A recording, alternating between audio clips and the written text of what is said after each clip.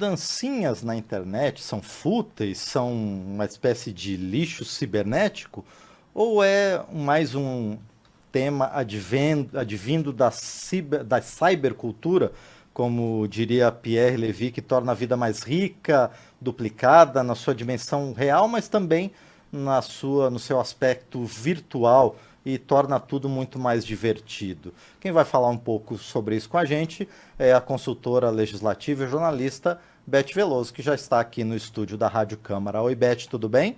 Bom dia, Márcio. Bom dia a todos os ouvintes e quem está vendo a gente pelo YouTube também. Pois é, quando a internet surgiu, lá, eu não sei porque eu não era nascido, né, Beth? Mas lá antigamente, né, todo mundo achava que seria um espaço de aprendizagem, de trocas de cultura, né? Em tempo real, de maneira livre, né? Espontânea, com interações entre as pessoas, a troca de conhecimentos de forma descontraída também. Assim, dançar na internet, nos vídeos do TikTok e outras coisas, não é pecado, né? É uma expressão, mas também é um empoderamento, não é? Se essa for a mensagem pretendida. Não é isso, Beth? Então, Márcio, a gente viveu um ciclo já, apesar dessa pouca vida útil da internet, a gente já viveu um ciclo em que tudo era muito festejado e agora a gente se pergunta, né? Mas que tipo de conteúdo a gente está colocando? As pessoas ficam dançando, ficam mostrando. Lembra no comecinho, quando a gente postava assim, o prato de comida, o restaurante, o voyeurismo, aquele exibicionismo digital. E agora parece que a curva vai assim descendo, da gente estar mostrando coisas ainda mais desinteressantes, menos importantes, né? Uma dança, uma careta, um puxão de orelha. O que isso agrega na nossa cultura? Pois então, Márcio, eu levei um puxão de orelha. Eu fui chamada até de preconceituosa. Olha que coisa interessante, porque eu estava nessa vibe de que, ai, será que dancinha no TikTok é uma coisa assim, meio não legal? Então, aí eu fui conversar com uma pessoa que é mega especialista em cibercultura, em educação, educação à distância, ciberespaços, espaços digitais, enfim, uma série de dimensões que às vezes é até difícil a gente acompanhar tanto raciocínio. Ela é a Edmeia Santos, doutora, professora, ativista e investigadora da Universidade Federal do Rio de Janeiro e profunda conhecedora das mídias digitais. E ela me abriu os olhos para uma nova interpretação de todo esse fenômeno que a gente vê de tanta manifestação na internet. Eu abri uma conta no TikTok e fiquei olhando assim, assustada. A minha impressão, Márcio, é que as pessoas estavam me vendo. E aí tinha gente amanhecendo, todo mundo era assim, bom dia, bom dia, bom dia. E eu falo, gente, mas por que as pessoas estão só dando bom dia na internet e elas são iguais a mim?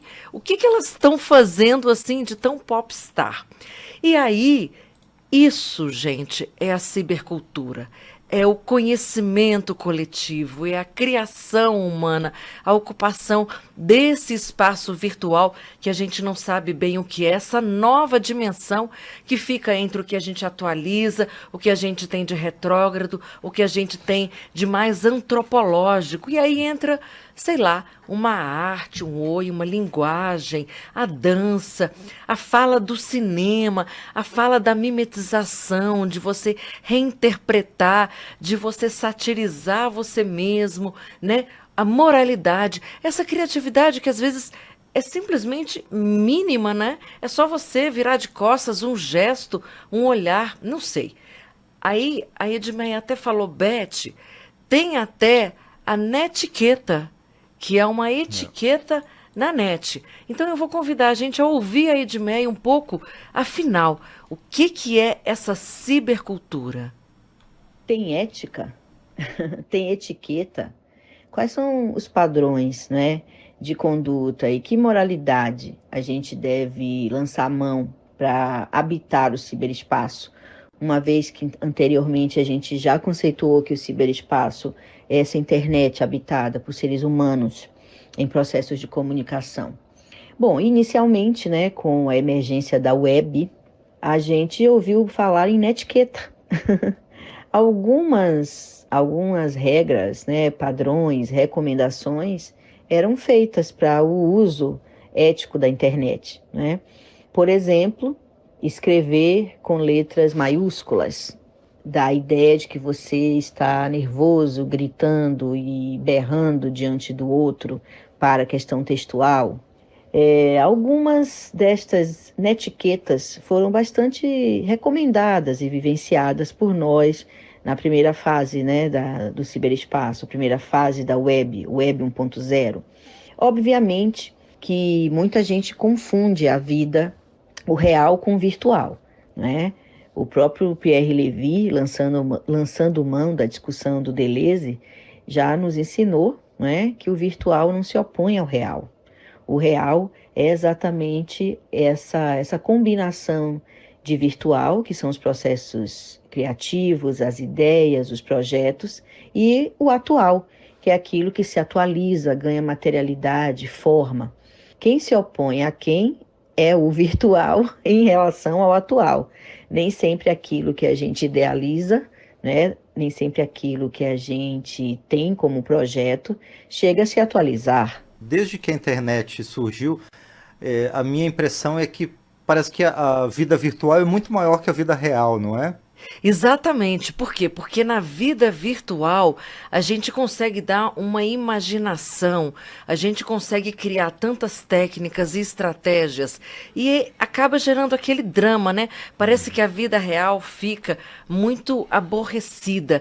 E por isso, nessa interação da máquina e do homem também, Márcio, as possibilidades, por exemplo, se a gente comparar um quadro negro e uma aula como ela era ministrada, dada antigamente, e a gente vê o processo de aprendizagem hoje, que a gente vê na internet, inclusive por uma repetição muito grande e por essas diversas culturas e linguagens que a gente consegue se misturar, incorporar e apropriar, e mesmo assim recriar em cima, isso tudo traz o termo cibercultura, que está muito ligado à comunicação, nossas formas de comunicação, inclusive a metalinguagem, né? O próprio visual, a gente se olhando aqui, eu, você, a gente no estúdio, o próprio gestual, tudo isso comunica profundamente, né, o que a gente trata dessa cibercultura.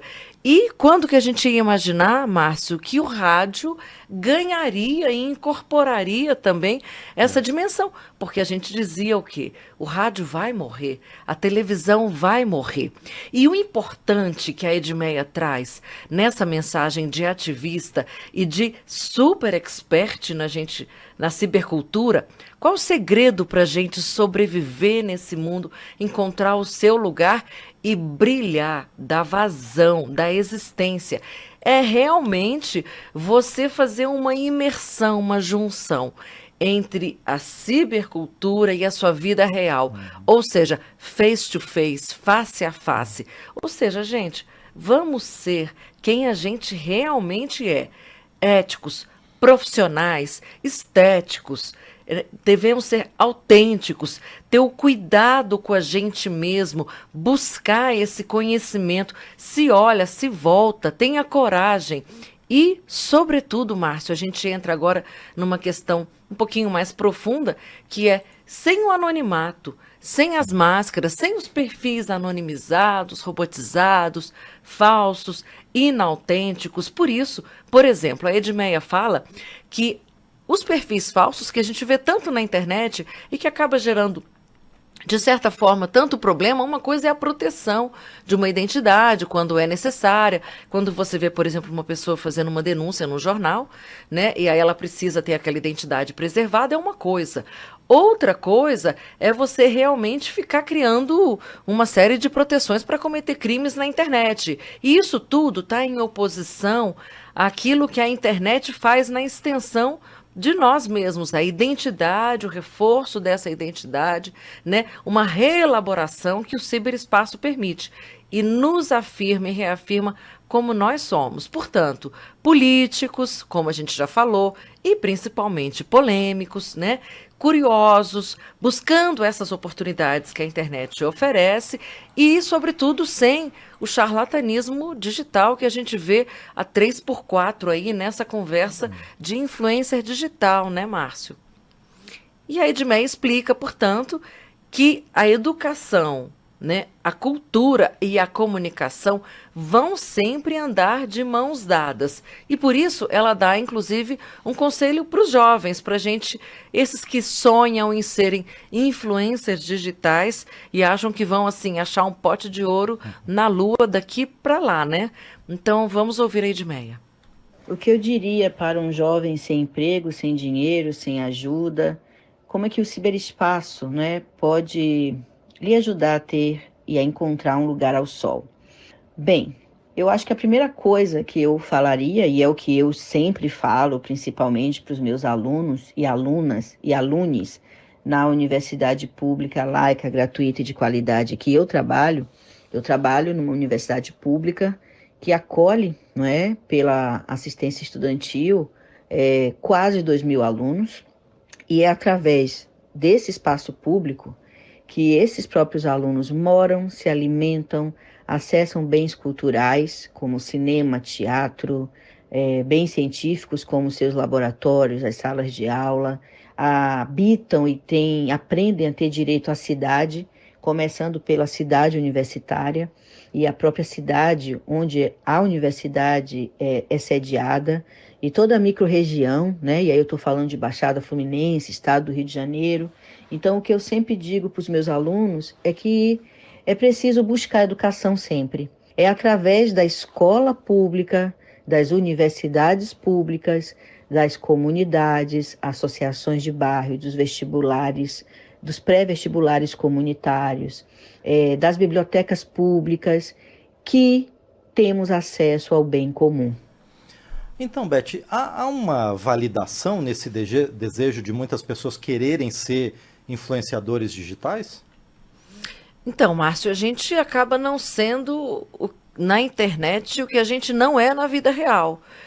Como a Edmeia falou, essa dimensão concreta da biblioteca, da praça, da universidade, né, do bandejão, de você estar ali na sua comunidade, ela já te inspira e já te transporta para um movimento de liderança, para um perfil em que você vai ter voz, para um perfil em que você vai fazer a diferença, e você já cria ali um caldeirão cultural, um perfil de agregação, né, de uma inquietação que vai se transportar e, naturalmente, vai explodir também no espaço da internet, que é justamente um espaço em ebulição.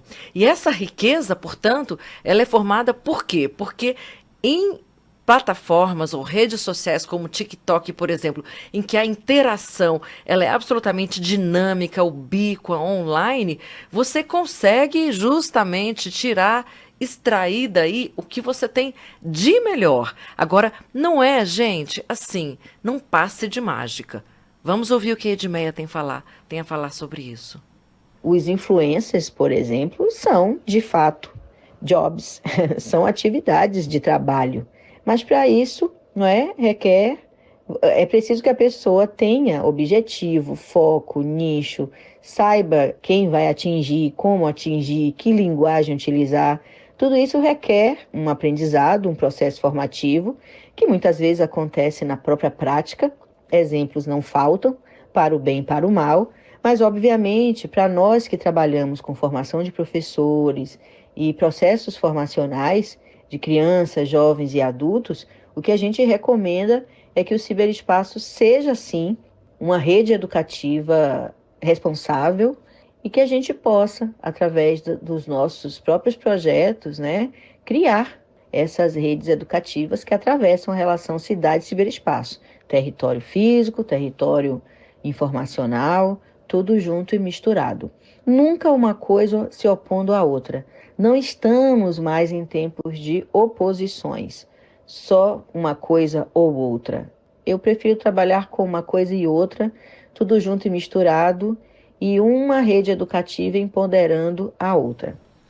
Perfeito, Beth. Então, segundo o que a Edmeia fala, existe efetivamente uma ponte entre o real e o virtual. No mundo real em que a gente tem a nossa casa, a nossa família, as nossas relações de amizade, em que a gente toma decisões, que a gente faz as nossas tarefas profissionais ou de formação, onde a gente vota, onde a gente exerce, né, o nosso direito de opinião.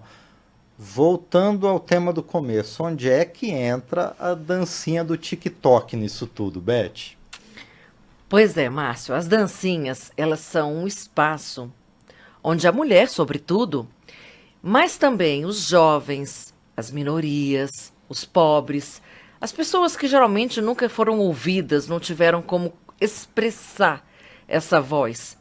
E elas podem ali ser vistas sem se auto-julgar, sem se auto-punir, sem se autodepreciar, sem importunar ninguém, porque quem não tiver satisfeito simplesmente que gire o elevador, mostrando ao outro que existe também ali um espaço de existência e um espaço de interpretação da própria realidade, intervenção nesses territórios, que é uma palavra que a Edmeia usa, sem oposição, com integração. Isso eu traduzo com uma palavra: democracia, espaços democráticos, que é o que a gente precisa lutar com unhas e dentes. Então, para finalizar, eu convido de novo a gente ouvir a Edmeia sobre as dancinhas e essa leitura na qual ela me deu aquele puxão de orelha, Márcio. É muito importante também que a gente não analise os conteúdos que circulam nas redes de forma preconceituosa. Aqui foi citado, por exemplo, o fenômeno das dancinhas. Em princípio, parece futilidade, mas nós que pesquisamos com e nas redes, né, a gente observa que muita gente consegue mobilizar processos de subjetivação nunca antes vistos, como, por exemplo, o empoderamento feminino. Durante muito tempo, o corpo da mulher, inclusive na teoria feminista, foi analisado como objeto, objetificação dos corpos femininos.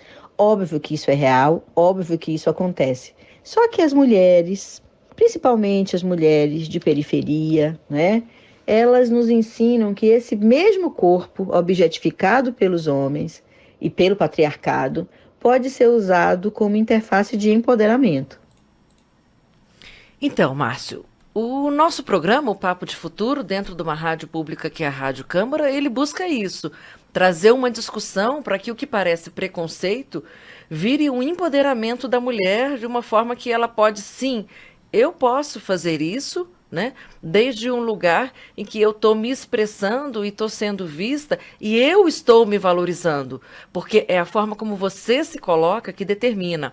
Portanto, é uma visão que também é crítica do sistema, esse olhar, esse desconfiar, esse me apropriar e de alguma forma ser rebelde também com algumas regras que muitas vezes não favorecem as próprias mulheres. Por isso, dança e dancinha também é expressão. TikTok, Facebook, Instagram, né? A TV, Márcio, tem coisas piores, a gente sabe disso. E a internet tem coisas piores que a TV. Portanto, eu queria terminar esse programa de hoje com mais uma frase da brilhante Edmeia, uma mulher extremamente empoderada, e que é mais uma. Todo conteúdo lixo nas mãos educadoras pode ser um conteúdo de emancipação, de educação e ação emancipadora. Então, a gente fica por aqui hoje, Márcio, e sem dancinha. Tava todo mundo na expectativa, Beth, mas tudo bem. Bom, quem quer participar do programa Papo de Futuro pode mandar sua sugestão, sua crítica, uma ideia de tema para o WhatsApp da Rádio Câmara, que é 61999789080, ou então por e-mail papodefuturo@câmara.leg.br. E vamos tentar isso, né? Cada um pode fazer a sua parte para que a internet realmente se transforme num espaço educador, num espaço de avanço do conhecimento, não é, Beth? Por enquanto eu agradeço a você e a gente, como sempre, volta a esses temas na próxima semana. Obrigado. Obrigada, e a gente segue aqui com a dança da vida, né? Com certeza.